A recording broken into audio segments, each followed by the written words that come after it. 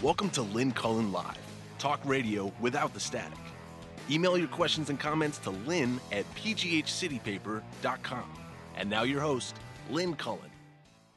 And good morning to you, the day after a big primary election here in these here parts, and I'll get to that in just a moment. Some good news on that account. But I have to address what happened here yesterday. Some of you know, some of you don't. If you read the Pittsburgh Post-Gazette today, you would know. But the editor of Pittsburgh City Paper, in whose conference room I am sitting right now, was fired yesterday morning during my show. And Charlie Deitch.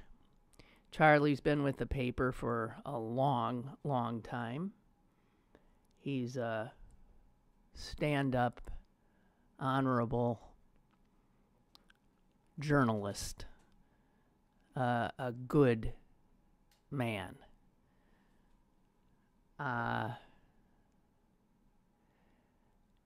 I haven't spoken to anybody here. Nobody has spoken to me.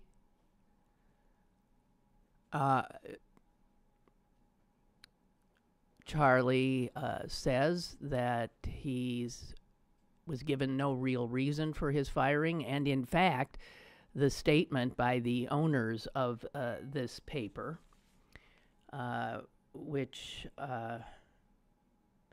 is Eagle Media Corporation, which owns this paper and one of America's great newspapers, the Butler Eagle. I say that because I was looking at the Pittsburgh Post-Gazette today, and it still has on its banner one of America's great newspapers, and I'm thinking, come on, give it a break. I mean, so not true. The Butler Eagle. For those of you who are not from these parts, Butler is a county just to the north, I guess, of Pittsburgh. And that is Trump territory. It's just red as heck. And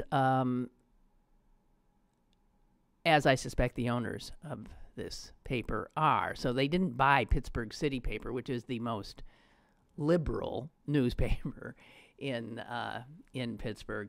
They didn't buy it because they liked its politics. They bought it, obviously, for business reasons.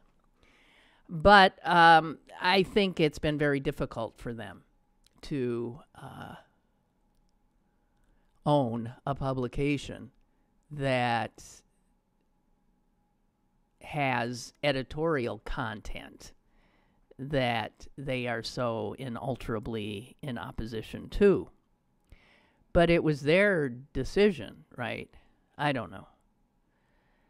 Charlie says he was fired because he had been told to lay off Daryl Metcalf. Anyone who's listened to my show knows that I have been known to talk about Daryl Metcalf. He is a Republican state representative in Pennsylvania who hails from Butler? Might be. I don't even know. Yeah, he'd be up around those parts. And Daryl Metcalf is single-handedly the most obstructionist, homophobic, vile human being in that viper's nest that passes for a state legislature. I have said, I've called him every name in the book on this. You know, nobody shows how consequential I must be. Nobody's ever told me to shut up.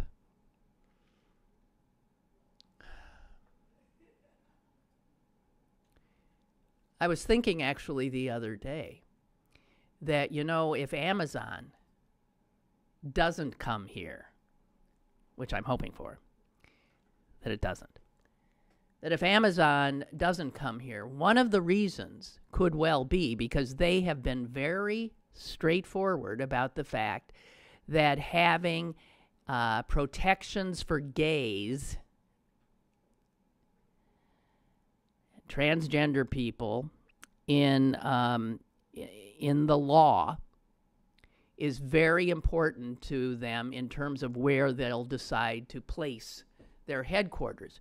Now, the reality is the state of Pennsylvania doesn't even have gays in their law about their equal rights legislation. So if you're a gay person in Pennsylvania and you're not living in a metropolitan area that has its own protections in place, then you could be fired. You could be denied housing simply because you're gay. Pennsylvania has never passed that kind of protective civil rights legislation for gay people living here in this great Commonwealth.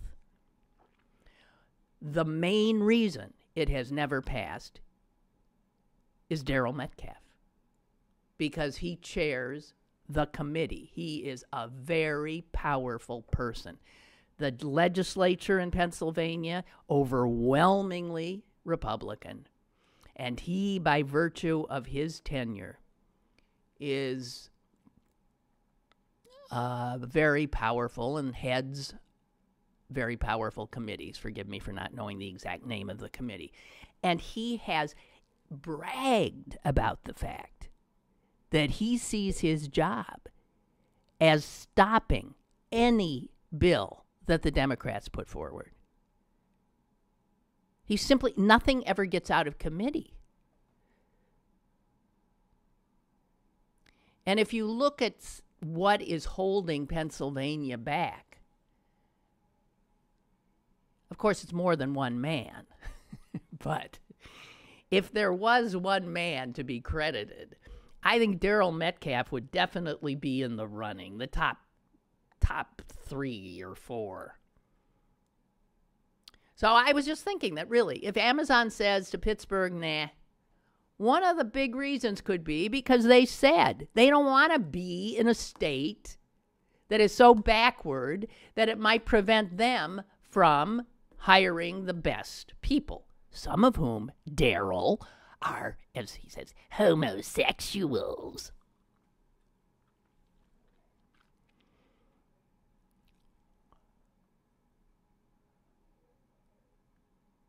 Charlie Deitch says that he was told to lay off.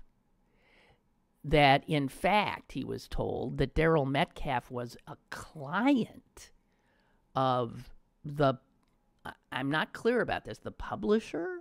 I don't understand how that would be. But I'll tell you, Darrell Metcalfe, being the powerful man he is, would certainly have the ear of the people that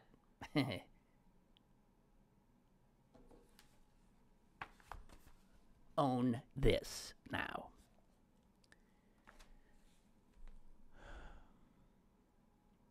If you're a journalist, and you can pretend to be a journalist, and a publisher or a representative of the publisher comes to you and says, you ain't writing that about Darrell. You know, Darrell's a friend of ours. We got a relationship with Darrell. You can't kowtow to that. You can't. And Charlie didn't. And Charlie's now gone.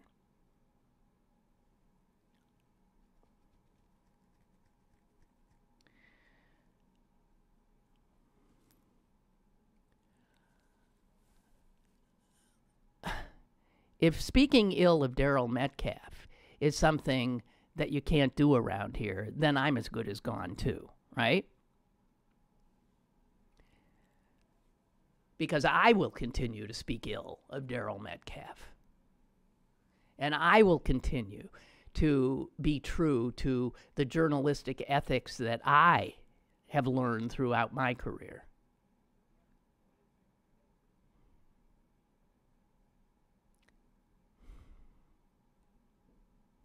I got to tell you, this place is like there's a pall hanging over here. I don't even think half the people have come into work. Charlie was not only the leader of the editorial staff here, but he was well liked, and with reason. And it's just another instance. We've watched as the Pittsburgh Post-Gazette, which used to be the liberal newspaper in Pittsburgh, we have watched as it's been shrunk and destroyed by its Trump-loving publisher. Who's got all the money? These Republicans. And they own newspapers. If you think print newspapers are going to, not begin to reflect the views of their publishers, which increasingly they are, the Post-Gazette is another example. And now, with what has happened to our fine little feisty weekly Pittsburgh City paper.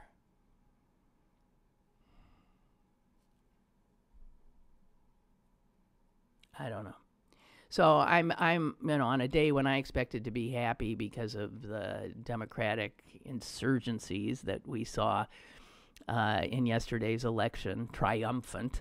I'm just miserable and wondering where I will be. I want to assure you that if I leave here of my own volition, or not, I will somehow continue doing this. If I have to jigger away to do it from my house, or something like that. So, I don't intend to stop. But as you know, I have been knocking around from pillar to post quite a bit in the last 15 years. And, I'm game to do it some more. But what happened here yesterday is so dispiriting. And the reason why it happened, so unconscionable, that I really, I don't know. As I said, nobody talks to me. I come in, I leave. That's it. I don't think anybody from these new publishers has ever even said hello to me. I don't even know who they are out there. So, I've never been one to have a great deal of obeisance, and I've never kowtowed to authority. All of this reminds me of actually the last really great radio gig I had after WTAE, where I started, went to an all-sports format, and I found myself wandering in the wilderness for a few months. And I was given an opportunity at a news station that they were setting up that used to play country music, WPTT. And they decided that they would start a talk station, and knowing I was around, decided they'd build it from me on up. So I went to work for that station. That was a station owned also by a local family, Renda. Tony Renda had a number of radio stations. And the first, I think it might have been the first show, or it was certainly in the first week that I started up there, I did a rant about Richard Mellon Scaife. Richard Mellon Scaife, who, the billionaire, who underwrote a lot of the efforts to take down the Clinton presidency, and who also owned the newspaper that was his idea of an antidote to the liberal Pittsburgh Post-Gazette. And I was ripping him limb from limb for something or other. I had the same amount of respect for... Actually, I had more respect for him than I do for Darryl Metcalf. Of the two, I mean, there's no contest. Darryl Metcalf is simply vile. He is a vile human being. Okay? Richard Mellon Scaife was a little more complex. But I had ranted and raved about him, and no sooner was I off the air than the head of the company, Tony Renda, asked to see me. And in I went to the conference room there. I remember sitting across the table from him, and he flat out said, "You can't say things like that about Richard Scaife. Richard Scaife is a friend of mine."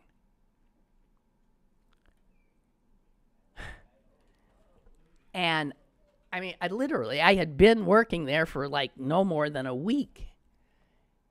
And in my entire broadcast career up to that point, I had never, ever had an owner or a general manager say something like that to me. "You can't say that because that's my friend."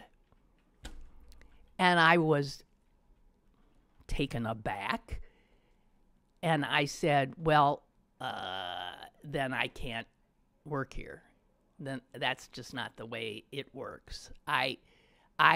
You hired me because you apparently think I will attract an audience, and you hired me to do what I do. And a lot of what I do is trashing people like your buddy, okay? Because I'm on the other side of the political spectrum. And I am not going to be, you cannot tell me what to say. And if you, see, he'd never had a talk station. I said, and if you can't, then we can't do this. I said, and I'll tell you what, there's no harm, no foul. We'll just call it quits right now and say that, put out some, statement that it just appeared not to be a good fit, and I went on my way. And I wasn't bluffing. I meant every word of it. And much to my astonishment, he backed down. I think he hated my guts the rest of the time, but he backed down because he'd made this business decision to launch into talk radio, and I was the only talker he had at that point. So I said to him, "Look, my advice to you is don't listen. Don't listen. Okay? Don't listen to my show. It's always going to upset you. Just watch the numbers, the ratings rise. That's what I'm going to suggest to you. Just watch the ratings rise. You'll like that part, but don't listen." And I think he took my advice. So that's the way that's supposed to work. Owners, publishers are supposed to be, there's supposed to be a firewall between them and the people who are out there doing the news.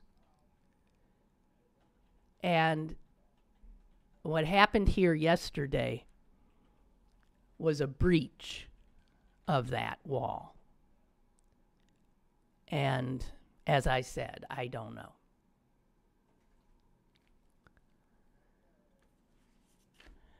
I don't know. I don't feel particularly comfortable, let's put it that way. Little Tony writes, "I'm not sure if you're allowed to talk about this." See, Tony, you wrote that before I started talking. No one tells me what I can talk about, ever. And if somebody comes in here and after this show says, you can't talk about that, I'm gone, okay? I'm gone. And I'll start up again as soon as I can in a week or so, as soon as we get the stuff together, okay? I mean that.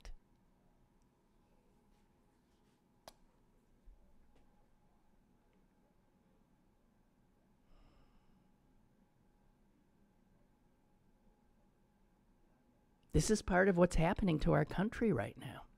This is part of what's happening to our country. What made the United States different? A free press. A free press.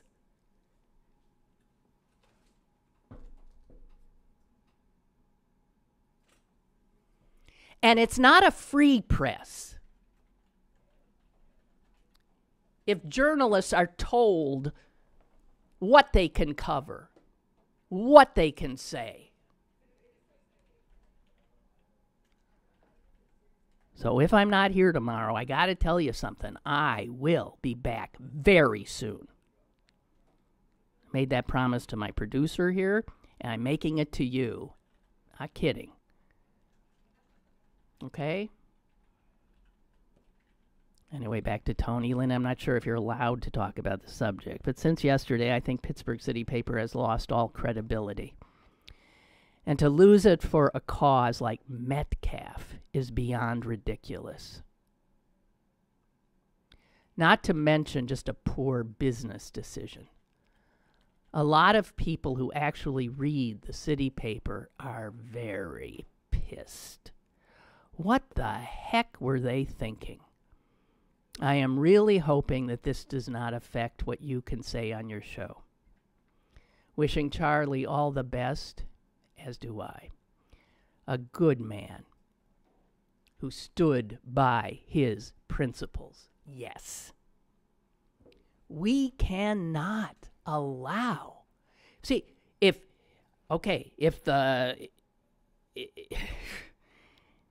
I thought we were, in the resistance here. This is an instance where you resist. Now, I understand that some people are not in the position to do it like I am. I'm an old lady, beyond retirement age. I don't have to have this. But people who need a job are not always in the position to walk away. So there are some people that are going to be working here now that are sick with anger and grief and mourning for a paper they've put so much of their heart and soul into. All right, I'll try to shut up. I'm sorry.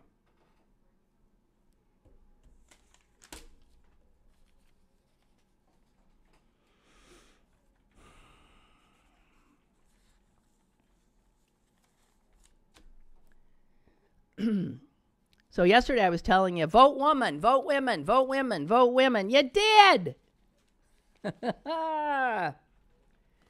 You did. Wow. Knocked off 2 long-term incumbents with the same last name, Costa. It's not like the Costas were like a Daryl Metcalf. They weren't horrible people. Nah. They were just moderate machine, same old establishment Democrats. And 2 young women primaried him. Outflanking him on their left. And they won decidedly, both of them. 30-year-old Summer Lee knocked off Paul Costa. And that is, I just want you to get the geography of it. Paul Paul Costa represented a district that included Braddock, Edgewood, Greenfield, Homestead, and parts of Squirrel Hill. For those of you who are not from these parts, that's a very eclectic geographical area. Very eclectic. It's got a little bit of everything. It's got down and out former steel towns and Pittsburgh neighborhoods that are in good shape. And Paul Costa had been the General Assembly representative in Harrisburg for that district for almost 20 years. And Summer Lee, what a great name, 30 years old, coming out of nowhere, blew him away with her youth, with her energy. And then his cousin, Dom Costa, lives in the city, Stanton Heights, who had a short tenure as the Pittsburgh chief of police, and then went from there to the General Assembly as well. See, if your name is Costa, you get elected around here. But, man, there aren't as many Costas as there used to be, because two of them are, now, I know this is a primary, but these are two absolutely solidly Democratic districts. So these two women, the other woman knocking off Dom Costa is Sarah Innamorato. Another young woman. What is she? She's 32. Lives in Lawrenceville. And that district, just so you get the lay of the land too, is somewhat eclectic. It takes in parts of the city, Stanton Heights, parts of the East End, and also jumping across the river, across the Allegheny, the towns of Aspinwall and Millvale. It's a great district. And that is now, there's two young women, and I might add Summer Lee is a black woman, and that means, I think that's the first time a black woman has gone to Harrisburg representing Allegheny County. And I don't know, have we ever had two representatives going? And they're giant killers. They knocked off two Costas. And it wasn't close in either race. That's pretty amazing. And it shows this energy that is there. And I also want to point out that they knocked these guys off in a primary by going to the left of them. Connor Lamb flipped a red district by not heading left as a Democrat, but heading more right, because that is such a red seat that in a general, which is what he was running in, general election, the only way you win is by appealing to the voters. So there is no, people keep saying, so are Democrats supposed to do like a Connor Lamb and be sort of this moderate Democrat?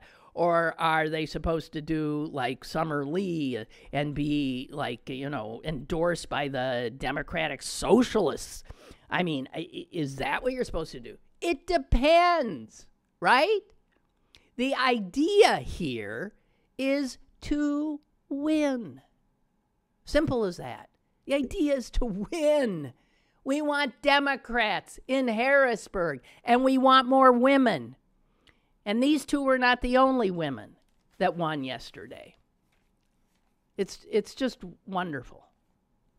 Also winning from these parts for going to be on the general election ballot in November as Pennsylvania's lieutenant governor is the mayor of Braddock, John Fetterman, who topped a crowded race, including the incumbent lieutenant governor, Mike Stack, who didn't even come in second. He came in, looks to me like fourth.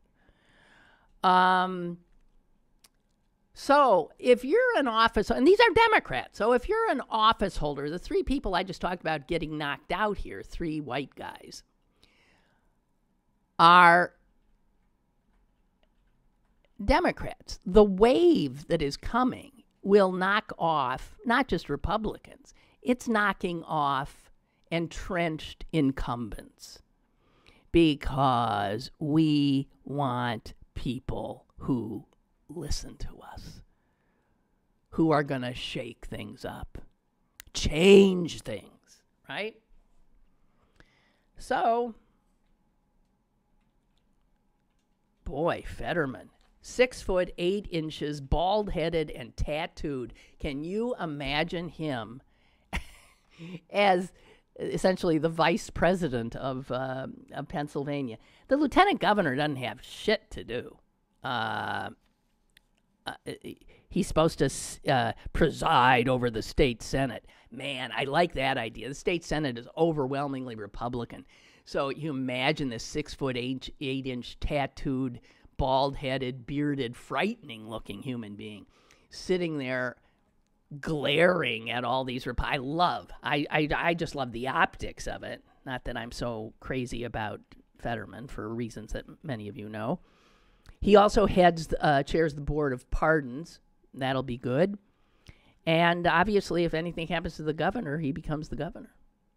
So that's the job. Boy, he's going to get a hell of a pay raise and a mansion.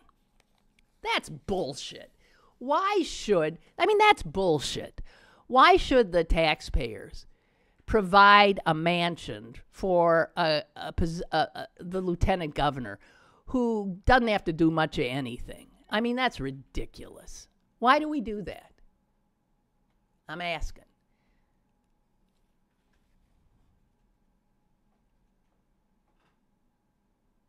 Ridiculous. Just saying, that's an aside.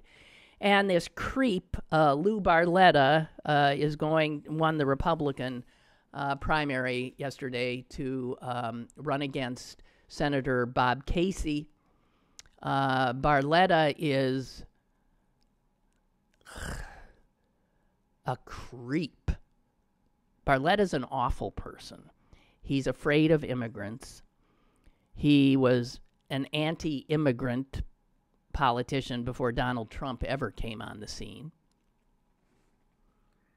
He's a former mayor of a place called Hazleton, PA, and he passed legislation there to, essentially terrorize any undocumented immigrants who might be in the area. And the ACLU went after him because the laws were just outrageously unconstitutional. So you got Barletta, who is essentially a Donald Trump candidate, running against Bob Casey. And if there's any way you can work for Casey, please do it in any way you can. He might not be your cup of tea. He ain't my cup of tea because he's a very sort of moderate Democrat. In a lot of ways, I don't agree with him, but he's an honorable man. He's a good man. And he's gotten a little feistier since Donald Trump's become president. And we cannot allow ourselves to be represented in the Senate of the United States by that horror Toomey and Barletta. That can't be the two senators from here. So Casey's got to stay. Wolf has got to win. And he'll be up against this guy who calls himself a garbage man, Wagner. Yeah, he's a garbage man. I said to my son the other day, why does he keep calling himself a garbage man? I suppose to appeal to the little people, like, yeah, I just pick up people's garbage. He owns a huge, huge waste disposal firm. He's rich as holy hell. Republican candidates for governor are not garbage men, okay? Jesus. And unfortunately, Adam Ravenstall, who one of our callers, Mike in Polish Hill, warned us about, did win again yesterday. He is the brother of the former hapless boy mayor of Pittsburgh, Luke Ravenstahl. Adam Ravenstahl will continue probably representing parts of Pittsburgh in the assembly. So I think that was it. Was that it? Was that it pretty much for the election crapola? I think so. I wanted to also get myself into some other stuff. I mentioned Amazon before about if Amazon doesn't come here, Daryl Metcalf, some of the blame can go to Daryl Metcalf. Although you might have noted that one of the 20, there's 20 cities still in the running, and one of them dropped out. So there's just 19 now. So Pittsburgh's chances just improved. And the city that dropped out is Arlington, Texas, which sits, I think, halfway between Dallas and Fort Worth. And the mayor of Arlington said they don't want to do it anymore. They didn't think they were really in the running. And here's what chilled my blood. Arlington Mayor Jeff Williams said that he understood that Amazon was looking for a different environment than the one that Dallas, Fort Worth, or Arlington could offer. And he said this: I think it's looking for a more downtown, urban environment. And I thought, oh, no, because I also read yesterday, didn't you, that when the Amazon guys came here looking at the possible sites for the Amazon headquarters, if it were to come here, the one they clearly loved was the Strip District right here in the downtown. A hop, skip, and a jump from where I sit. The marvelous Strip District, where if you put Amazon in there, it'll ruin everything that's wonderful about it. It'll yuppify what is this wondrous, wondrous, real Pittsburgh. Oh, God. Okay, so they're looking for an urban environment, and they really like the Strip District. I think our chances are a little bit better. Somebody, please, in case they didn't know, tell them Pennsylvania does not have protection for gays. And also that there's no direct flights to anywhere from our airport. That might stop them. I don't want them. Did you see what they've done to Seattle? And did you see what they just did in Seattle? Seattle has such a huge homeless problem that many of the people that had called Seattle home long before Amazon even existed are not able to live there anymore. They can't afford it, priced out of their own homes. And so the city fathers decided to pass legislation that would tax these big businesses like Amazon, and who else is there? Starbucks. They got a lot of biggies there. An additional tax for them, and the money from the tax would be used to build affordable housing for residents of Seattle who simply can't afford it anymore. And Amazon fought this tooth and nail. Amazon. You know how much money they got? They fought it tooth and nail and said, you do that, and we're not going to build that addition we were planning on building over there. We're going to pull back. And lo and behold, they muscled and muscled and muscled, and city fathers caved, and something got passed, but it is nowhere near as much of a tax bite as they need to fund the kind of housing to ameliorate the problem that Amazon's success has caused in Seattle.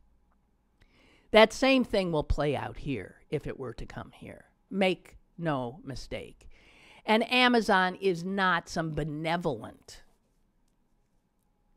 entity, clearly. The mayor of Arlington also let it be known that they are demanding of all of these cities substantial money. They want all kinds of tax rebates and oh no, you don't have to pay any taxes at all. Not to worry, not to pay tax. They want grants. I mean, these cities are offering well up to $1 billion to Amazon. What's wrong with this picture? What's wrong with this picture?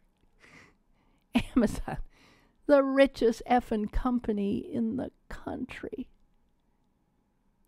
And they're demanding that you grease the skids for them if you want them to come to town and give some people jobs and make the cost of living here go sky high and change the very character of a city that we love because of its unique character.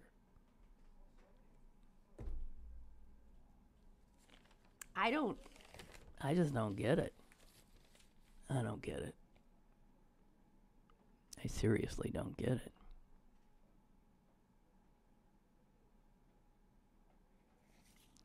And on a lighter note, Denise writes, I am so disappointed that I was on vacation last week and could have called in. I didn't hear the show and it's too late. I can't believe, she's talking about Rachel Maddow's eyebrows, eyelashes. Now this is a hot topic. I can't believe Rachel's eyelashes came up again. This is something Susan brought up. They are too heavy. However, in just the last few years, I learned myself that well-placed false eyelashes make one's eyes appear bigger and more open. I don't even have mascara on. I can't even. Bigger and more open on camera. Rachel should use tools like makeup and lashes to give the impression, God, that hurts, to give the impression that she is honest and open.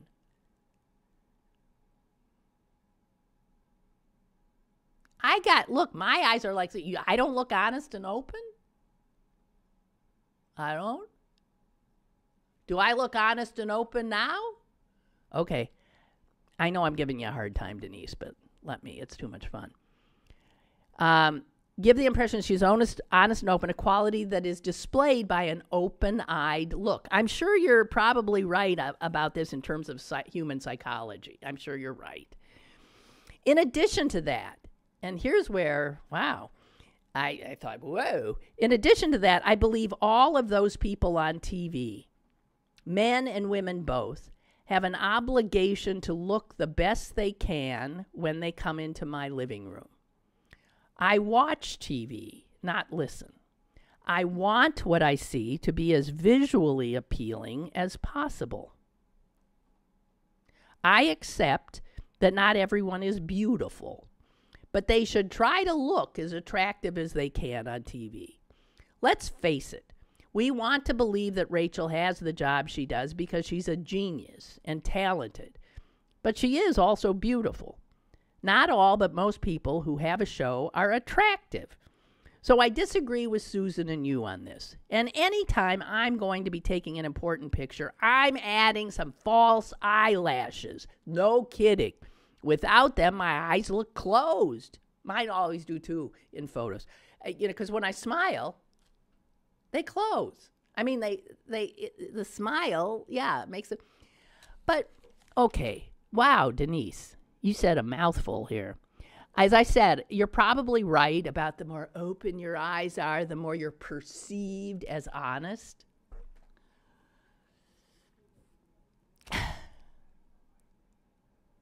And having started my broadcasting career in television, I am very aware of how much looks and clothing and hair matter. To the point where a woman in television, I mean, it just becomes an extraordinary burden. And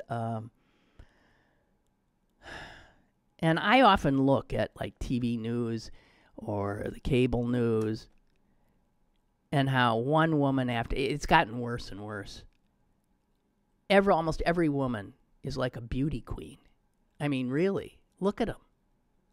There's one babe after another, and they all have these bodies, and they all wear like short sleeveless dresses even in the winter so you can see their beautiful arms. And it's just, come on. Wow, they've got to go looking far and wide to find not only beauty, but beauty and also brains and performance ability and all of that. Wow, that really narrows the field. Stop and think of all the brilliant people that could be out there on your TV giving you good information who aren't there because they're not pretty. Now, obviously, men don't have the same standard because there's a bunch of plug ugly guys on television. There aren't a lot of plug ugly women. A few. God bless them.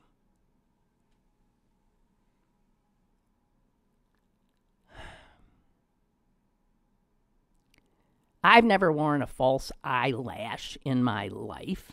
I never will. I haven't even ever worn mascara on television. Didn't seem to hurt my career, but whatever.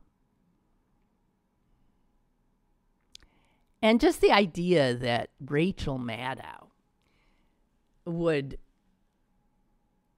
be browbeaten into this, it depresses me, frankly. I lose a little respect for her. I do. Now that she's sporting those, like, wow, look like friggin' ceiling fans. I mean, it's ridiculous. I don't know.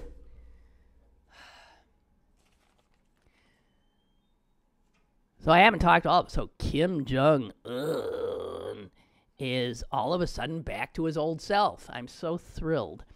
Yeah, so he's threatening. The Trump administration is like, doesn't know what to do. Big shock there. The Israelis are continuing to destroy themselves. The Israeli government is continuing to destroy its country. And for someone like me who cares about Israel, this is so horrible, shameful, mind-blowing, depressing. Somebody tweeted something that expressed my thoughts totally, and jeez, and I'm gonna find it. I'll find it if I can, and share it with you, or not. I am the most disorganized human being in the... Damn, there it is. Okay, now, hang on. I also want to talk about something that really blew me away. was, did you see that John Bolton, now our national security advisor in the White House, has gotten rid of the 2 guys who were in charge of cybersecurity? There's nobody there now. Excuse me. Did my voice go up? Yes. Cybersecurity, for God's sake. You know, like the election meddling. The 2 big countries that meddled cyberly, and we know it, are Trump's biggest pals, North Korea and Russia. And we had 2 pretty good guys in those positions. Bolton, in the last week, has knocked them both off. There's nobody there.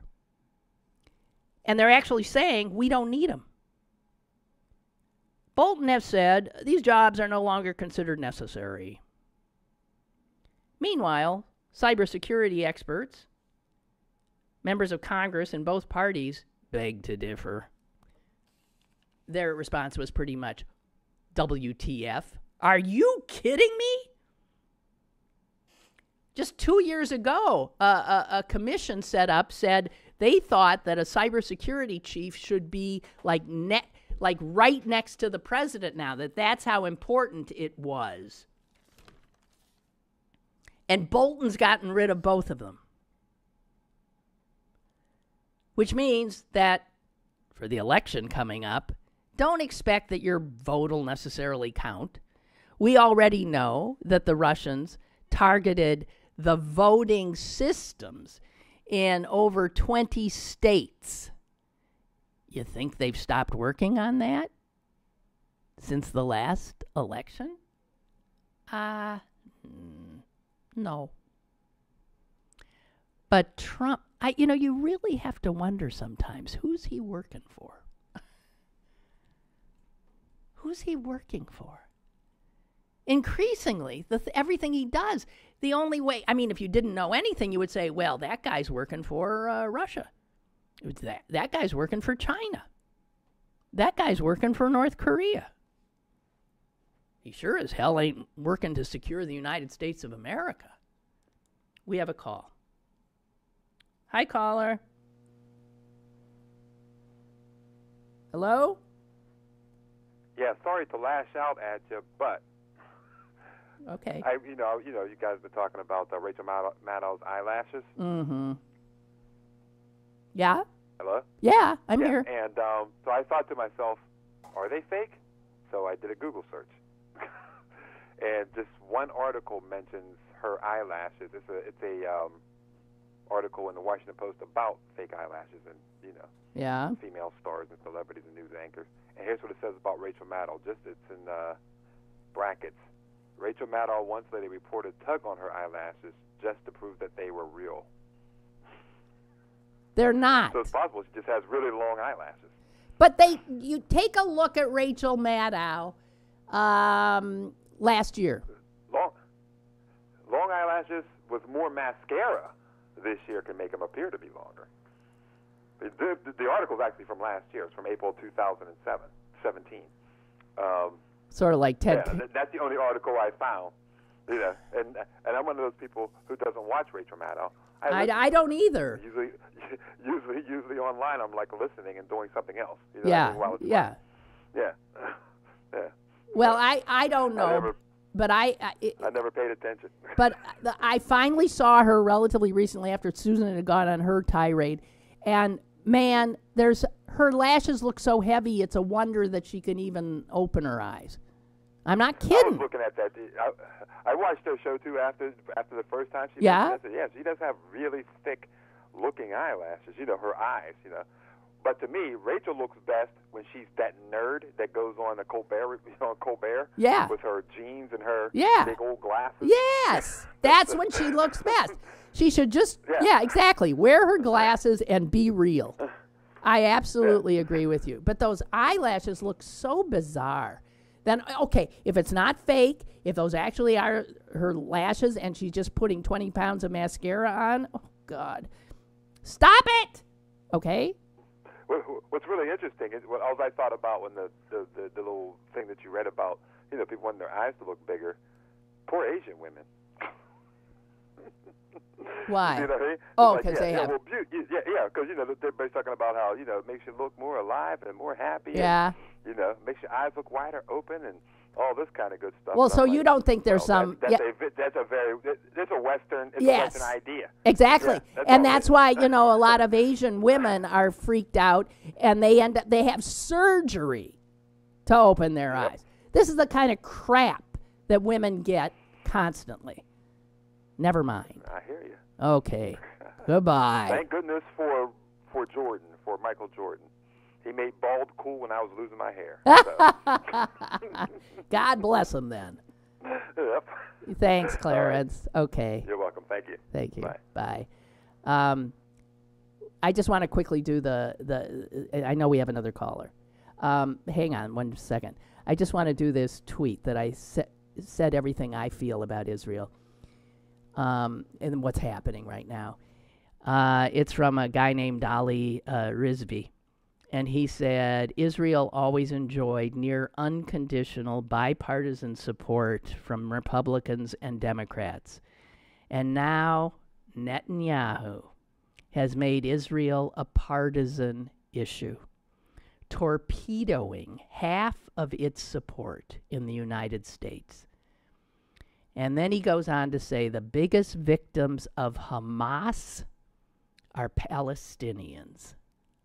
And the biggest victims of Likud, that's Netanyahu's party, are Israelis. And there it is. There it is.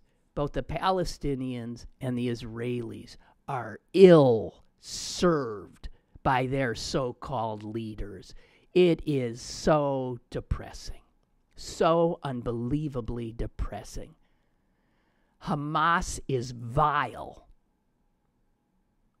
And Netanyahu is vile. Okay. Had to say that. Caller? Hello? Hey, Lynn. John from Greensburg. Hi. And I wasn't going to call this morning, but given that it may be a while or not. I don't know. Who cares? I get to speak with you on there again. I was just wondering, when you made the comment that if someone was coming in as some sort of outside observer, with a perspective alien to our, that didn't understand the run-up to this man occupying the White House, they would think that he was perhaps an agent of Russia. Absolutely. Of Vladimir Putin. Absolutely. And that's a case that's been argued over in the Washington Monthly by a couple of their regular columnists, that, if you look at his foreign policy and the decision-making and the gutting of the intelligence agency, almost casting intelligence agencies as the enemy. And the State Department. He destroyed the State Department, the intelligence agencies, going after all, our justice. He is like a fifth column. He's absolutely taking down the country. Right, exactly. And they said, look, the only other foreign leaders whom he's friendly with are militarists and autocrats. That's right. He's expressed admiration for Duarte in the Philippines, who's a mass murderer. Mm-hmm. He's, and Erdogan in Turkey, mm-hmm. and who's imprisoned half of his population. Helping and by the way, I agree, Hamas is vile, but Bibi Netanyahu, he's also vile. He's leading Israel into a course of destruction. Yep. And he's a militarist. He's attempting to seize more and more political power for himself. You would look at Trump and just think, why does this powerful, wealthy nation, why do they have a de facto, and I'm going to just go ahead and use the word traitor, to their nation's interests in their highest office. I mean, I totally I agree. Hey, John, we're out of time. The clock. I hope not permanently. Well, I hope so, too. Thank you. Yeah. Okay. Bye-bye. Wish you will. Thank you. Bye. Bye-bye. Bye. Yeah. I don't know. My sense is nobody gives a damn what I do in here, but if not, what the hell? Thank you all, and as far as I know, I'm back tomorrow, and we'll talk some more. Okay? If anybody has any scoop on Rachel Maddow's eyelashes, send them scoops right here. Okay? Got to get to the bottom of this. Okay? Bye. Lynn Cullen Live, Monday through Friday from 10 a.m. to 11 a.m. and archived at pghcitypaper.com. The opinions expressed on Lynn Cullen Live are those of the host and do not necessarily reflect the viewpoints of Pittsburgh City Paper or its advertisers.